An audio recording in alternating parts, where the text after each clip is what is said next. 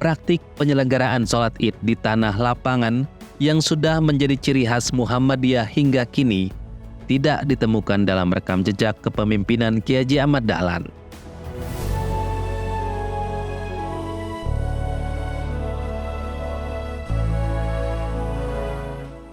Pertanyaannya, sejak kapan Muhammadiyah mempraktikkan penyelenggaraan sholat Id di tanah lapangan?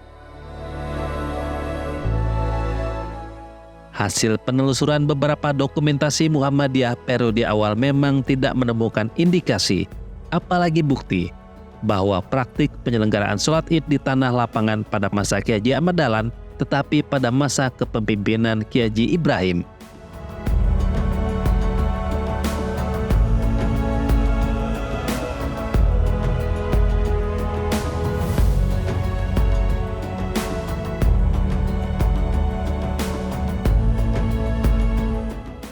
Hasil penelusuran dokumentasi Tim Pusat Data dan Penelitian Suara Muhammadiyah yang memuat informasi tentang praktik penyelenggaraan sholat Id di tanah lapangan mulai menemukan kejelasan ketika dalam Almanak Muhammadiyah 1394 Hijriah atau 1974 Masehi terdapat tulisan kronik peristiwa dengan judul Peristiwa-peristiwa bersejarah dalam Muhammadiyah yang ditulis oleh Haji Surono W.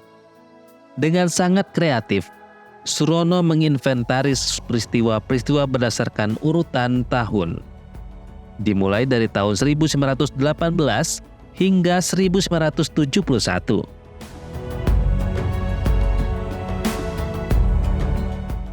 Pada tahun 1926, Surono menulis peristiwa sholat Id di Tanah Lapang.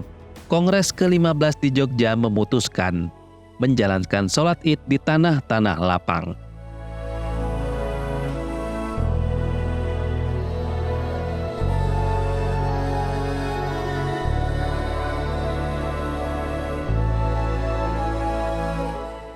Setelah prosesi sholat Id dan khutbah selesai, kaum muslimin dianjurkan untuk bersilaturahmi dan saling maaf-memaafkan, yang diselenggarakan di tanah lapang itu juga.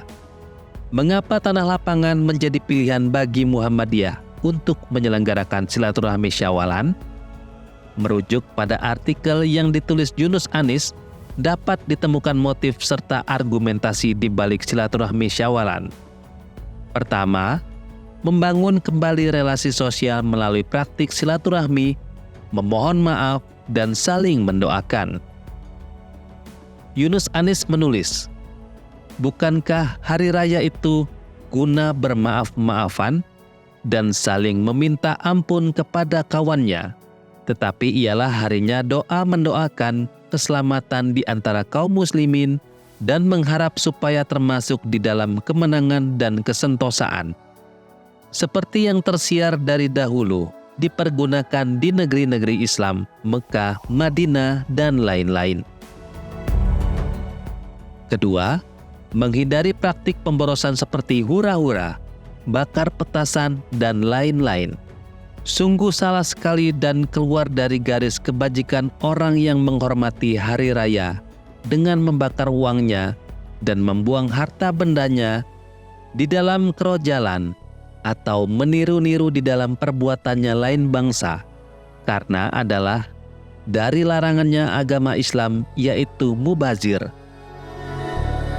Ketiga, efektivitas silaturahim dan optimalisasi syiar Islam.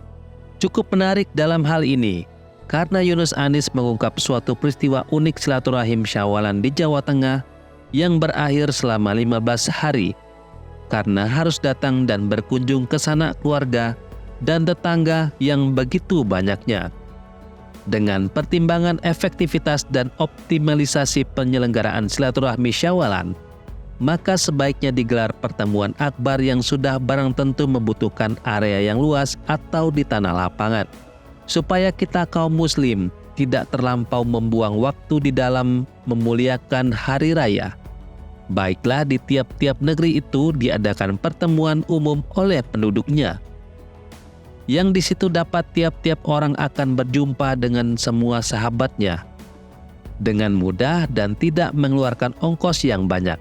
Kalau tidak begitu, hari raya akan belerotan selama 15 hari atau lebih. Seperti yang telah kejadian di mana-mana negeri, terutama di Jawa Tengah.